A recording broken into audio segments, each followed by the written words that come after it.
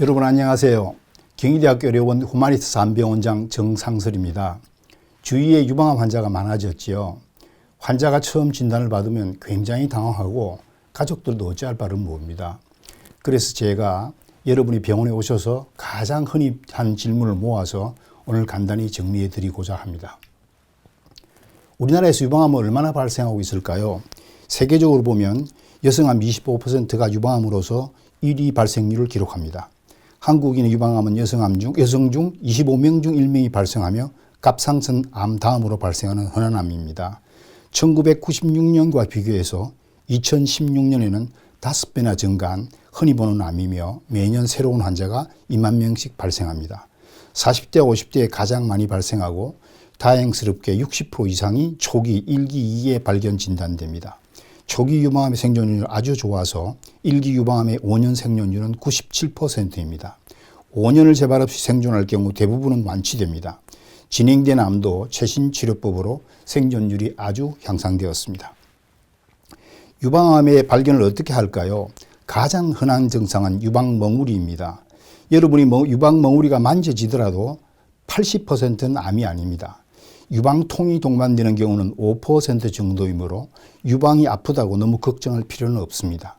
드물게는 유방 피부 발적, 유두 함몰, 유두 피부 습진, 겨드랑이에 혹이 만져지는 경우도 있습니다.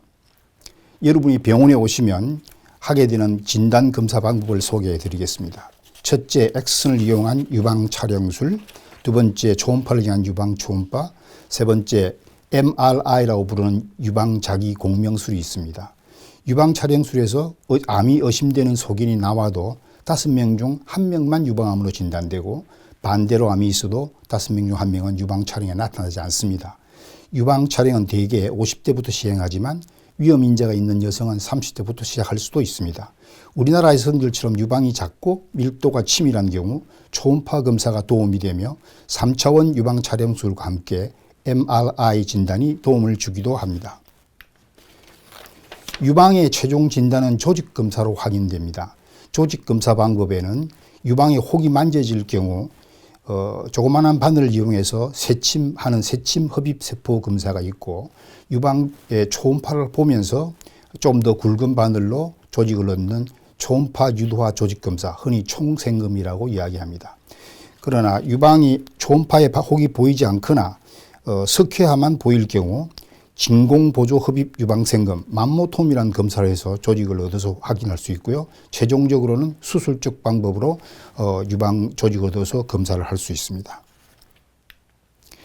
유방암은 기본적으로 100%가 치료되는 비침습성 암, 흔히 상피내암이라고 이야기를 합니다. 과 계속 진행하는 침습성 암으로 나뉠 수 있으며 조직학적으로는 모유가 생성되면 유두로 전달되는 유관과 젖세민 소엽으로 나누어집니다. 그래서 대부분의 암은 80% 암이 유관에서 발생하는 유관암이고 10 내지 15%의 암이 소엽암으로 분류됩니다. 흔히 병원에 오시면 이 가장 궁금한 게 몇 기냐고 물어보시는데요. 유방암은 0기, 1기, 2기, 3기, 4기로 나뉘는데 암이 유관 혹은 소엽 내에 국한되어 있을 경우를 연기라 하고 수술을 받으면 완치될 수 있습니다. 크기가 2cm 이하이고 임파절에 전이가 없을 경우 1기라고 이야기하고 97% 생존율을, 직경이 2 내지 5cm인 경우 임파절 전이가 3개 이하일 경우를 2기라고 이야기하고 92% 생존율을, 직경이 5cm 이상이고 임파절 전이가 4개 이상인 경우를 3기 유방암이라고 하며 76% 생존율을, 뼈, 간, 폐 등 전신 전이가 있을 경우를 4기라고 하며 34% 생존율을 나타냅니다. 유방암에 어떤 수술 방법들이 있을까요? 크게 나누면 유방 절제술과 유방 부분 절제술이 있는데 두 방법에는 사이에는 생존율의 차이가 없습니다. 그러나 각 수술법의 특성을 고려해서 수술 방법을 결정해야 합니다. 유방 절제술은 암종의 크기가 크거나 여러 개의 암이 같은 유방 내에 존재하거나 나이가 많은 유방암의 환자들에게 주로 선택됩니다. 대부분의 경우에는 방사선 치료가 필요 없습니다. 성형 재건술을 통해서 적절한 시기에 모양을 재건할 수 있습니다. 유방 부분 절제술은 방사선 치료와 수술로 거의 반드시 시행되어야 하며 기간은 6주 정도 소요됩니다. 심리적 안정감과 삶의 질이 개선되며 수술 전 항암 치료로 암의 크기를 줄여서 부분 절제술을 시행할 수 있습니다. 임파선 내 전이 상태는 항암제 등 보조요법 결정 시 중요한 지표가 됩니다. 이를 위해서 겨드랑이 임파선 전절제술을 시행할 경우 20 내지 30% 환자에서 부종 등 합병증이 발생할 수 있습니다. 유방암의 전이가 진행될 때 주로 감시 임파절로 가기 때문에 유방암에서 가장 가까운 임파선, 소위 말하는 감시 임파절을 1개 내지 3개 검사하면 전체 임파선의 상태를 파악할 수 있습니다. 즉 감시 임파절에 암 전이가 없으면 거의 대부분 겨드랑이 임파선에 전이가 없습니다. 최근 연구에 의하면 감시 임파절에서 암세포가 없거나 1개 내지 2개까지 암 전이가 있어도 임파선 절제술을 시행하지 않고 방사선 치료만 진행하면 됩니다. 여기 사진에 보시는 것처럼 색소를 주입하거나 방사선을 쪼아서 검사를 하는데 비교적 쉽게 푸른색의 감시 임파절을 발견할 수 있습니다. 유방암의 표적 치료에 대해서 말씀드리겠습니다. 첫째는 호르몬 수용체라는 표적이 있고요. 두 번째는 헐투유전 단백질 표적이 있습니다. 약 60% 유방암 환자에서 호르몬 수용체, 즉 에스트로겐 혹은 프로제스테론 수용체가 존재하는데 이들은 호르몬과 결합하여 암세포 증식 신호를 보냅니다. 호르몬 수용체가 양성인 경우 항호르몬 제제를 치료하면 효과가 있습니다. 대개 복용 기간은 5 내지 10년이며 타목스펜을 계속 사용할 수도 있고 타목스펜 5년 복용 후 아로마테이즈 억제제를 5년 더 복용할 수도 있습니다.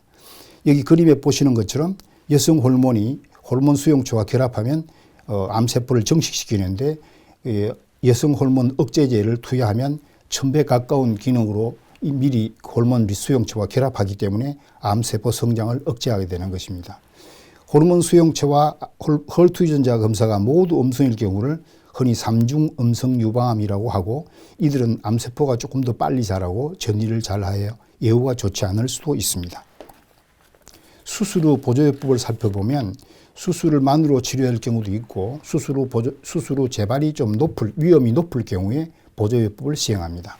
항암 치료는 대개 4번 내지 8번 시행하며 3 내지 6개월 소요됩니다. 호르몬요법은 수용체가 양성일 경우에 5년 내지 10년 동안 사용됩니다.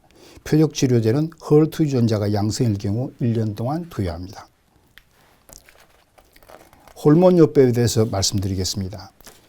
흔히 쓰는 호르몬요법제 중에 첫째 타목스펜, 둘째로는 졸라덱스, 셋째 아로마테이스 억제제 등이 있는데요. 타목스펜은 유방세포에 있는 에스트로겐이 암세포를 증식시키지 못하게 방해합니다. 타목스펜은 폐경기 전후 모든 환자들에게 사용할 수 있습니다. 암의 재발률을 50% 감소시키는 것으로 보고되고 있고 우리가 그러나 흔히 쓰는 항우울제 대부분이 타목스펜의 약효를 약화시키므로 사용할 때는 반드시 주의하셔야 됩니다. 최소 5년 이상 복용해야 하며 5년 복용 후 아로마테이즈 억제제를 몇 년 더 치료할 수도 있습니다. 부작용으로는 혈전, 체중 증가, 질 분비물 증가, 자궁 내막 암 등이 있으나 아주 드물게 발생할 수 있습니다. 졸라덱스는 머릿속에 있는 뇌하수체에서 황체 형성 호르몬을 막아 배란을 억제하고 에스트로겐 합성을 억제합니다. 폐경전 환자는 호르몬 수용체가 양성일 경우 항암제와 유사한 효과를 보이고 독성이 적습니다. 단독 혹은 타목스펜과 함께 2년 동안 피하 주사로 투여됩니다. 아로마테이즈 억제제에 대해서 말씀드리겠습니다. 에스트로겐은 난소와 부신 피질에서 생성되는데 아로마테이즈 억제제는 부신 피질에서 에스트로겐이 생성 못하게 억제하는 것입니다. 그러나 난소에서 에스트로겐은 생성 방해를 못하므로 난소 활동이 왕성한 폐경기 이전의 월경기 환자들에게는 효과가 없습니다. 그러므로 월경기 환자들에게 난소 활동을 졸라덱스로 없애고 난 후에 사용 가능합니다.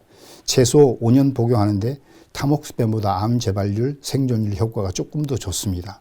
그래서 타목스펜보다 조금 더 자주 쓰지만 골다공증, 골절, 관절염, 관절 통증 같은 부작용이 심하여 사용 못하는 수도 가끔 있습니다. 흔히 쓰는 아로마테이즈 억제제는 첫째 아나스토롤, 둘째 레트로졸, 셋째 엑스메스텐 이런 3가지 종류가 있습니다. 유방암은 비교적 좋은 암입니다. 예후가 30년 이상 유방암 전문가로 살아오면서 유방암의 치료에서 가장 중요한 것은 환자가 마음의 평화를 유지하는 것이었습니다. 제 경험에 의하면 이것을 잘 유지하는 사람들은 비교적 예후가 좋은 것으로 판단됩니다. 늘 희망을 잃지 마시고 하루에 한 번씩은 반드시 웃고 자기가 좋아하는 사람과 사랑을 하면서 반드시 내가 나을 수 있다는 자기 신념을 키워가면 유방암은 어떠한 경우에도 완치될 가능성이 높다고 생각합니다. 여러분의 도움이 필요할 때 언제든지 경희대학교 후마니타스 암병원을 찾아주시기 바랍니다. 감사합니다.